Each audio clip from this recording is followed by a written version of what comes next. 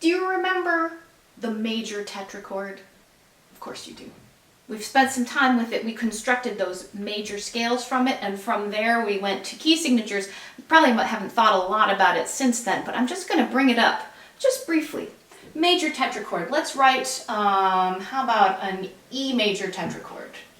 Whole, whole, half. Okay? Whole, whole, half, major tetrachord. But there are other tetrachords that make other scales for us, and not just major and minor scales, the major scale, the minor scale, but eventually when you learn modes, one way of thinking about modes is collections of scale collections that are made of these other tetrachords. So I'm just going to flash through those so that when we then mess around with minor scales, you know that they came from somewhere. They didn't just sort of magically appear. They are built out of these building blocks. Okay, the minor tetrachord looks like this. Whole, half, whole. If I were to write an E minor tetrachord, I start on E. I need a whole step. Oh, same like I just did. But now I need a half step. F sharp 2, you said it. G, and a whole step to A. It's interesting that they have some notes in common, the major tetrachord and the minor tetrachord, but they have an important note that's different, the third above our starting pitch. That's what makes a minor key sound minor. If I sing the major one, do, re, mi, fa, do, re, mi, do, mi. If I sing the minor one, do, re, mi, fa, do, re, mi, do, mi, do, mi major, do, mi minor. Okay.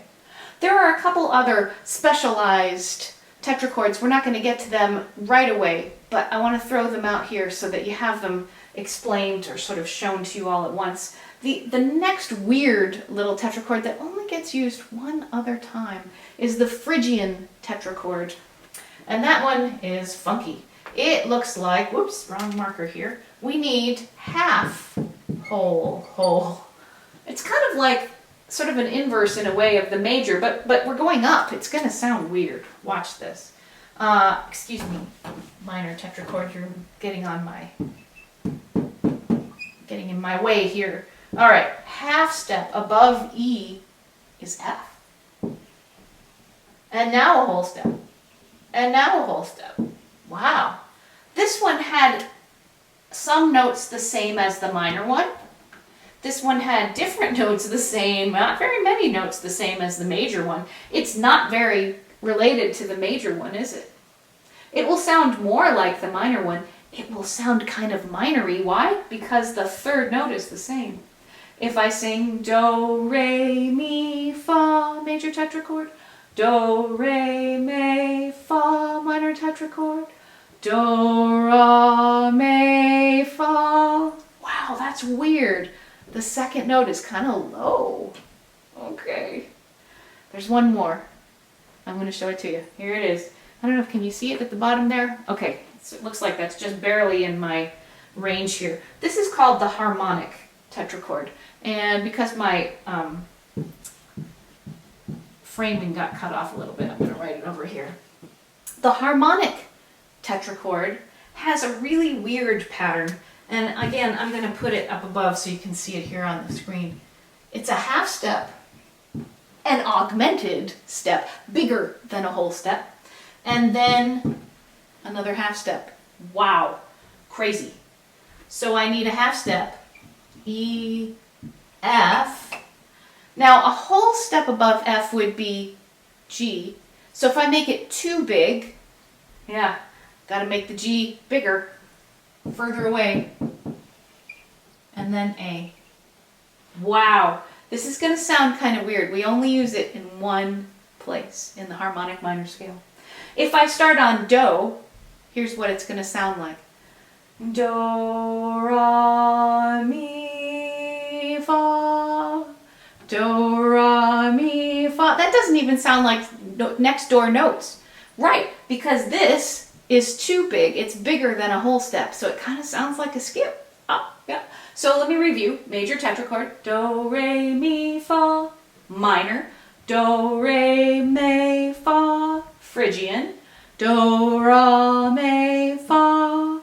Harmonic. Do, ra, mi, fa. By the way, I would never actually use the harmonic minor tetrachord starting on do. I just did that for comparison purposes. So somebody shouldn't hate on me in the comments below this video or something. Okay, there's going to be ways that we are going to put these tetrachords together into a bunch of different minor scales. All right, we're back to talk a little bit about minor scales. Again, I'm going to show you how they're constructed from scratch, but then we're going to cut away to how do I find the key signatures of minor scales. So let me tell you about how they might look when we construct them from scratch. Here I go. Major scale, we know major tetrachord plus a major tetrachord. Okay? If I want to write a scale that is the minor scale, and we're going to call it the natural minor scale. Why? Because there are 3, and we need a name for it, and there's a reason we're going to call it natural minor.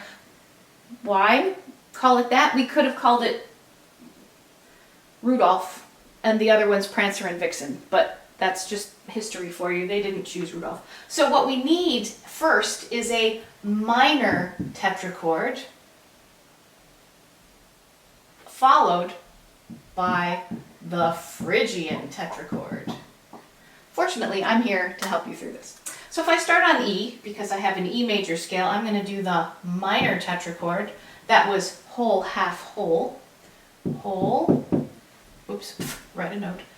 Half gets me to G, whole. Remember the joint between them was a whole step? That's still true. It's always true for major and minor scales. Now I need the Phrygian tetrachord, which is the one that was half, whole, whole.